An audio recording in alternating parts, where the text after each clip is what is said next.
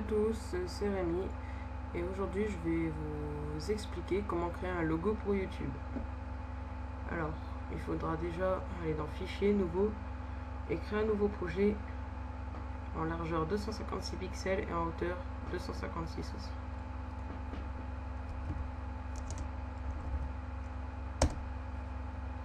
Voilà, donc on a notre fichier et tout simplement, voilà, on a un carré. Vous allez dans l'outil texte et écrire votre nom YouTube, par exemple pour mon cas Rémi Théolia. Voilà, donc vous pouvez décider ici de mettre par exemple un arc ici, baisser un petit peu la flexion. Voilà, ça donnera quelque chose comme ça. Enfin, moi je vais pas en mettre. Voilà. Donc ici, moi je vais mettre tout en majuscule. Voilà. Et je vais changer la police d'écriture.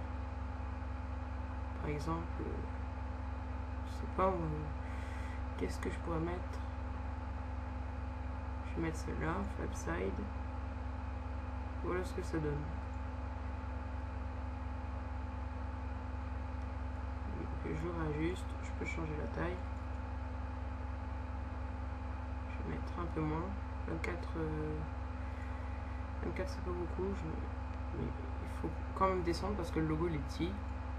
Je vais mettre à 18. Voilà. Ici,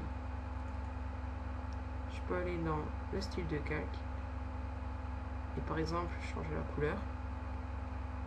Donc je vais laisser pareil.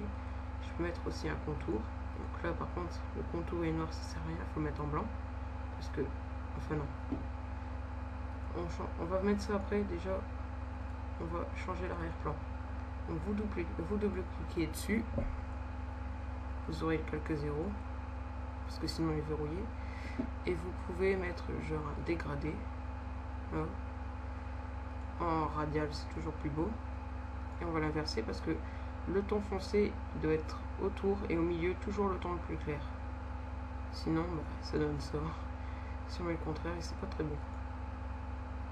On va mettre comme ça.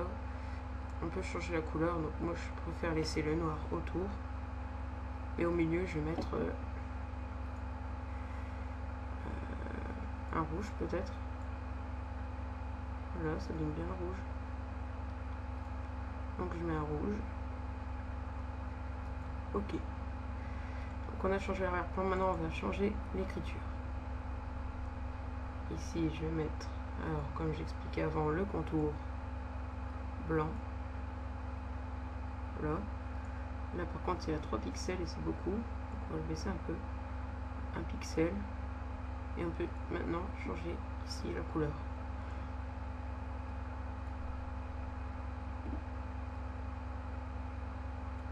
Noir.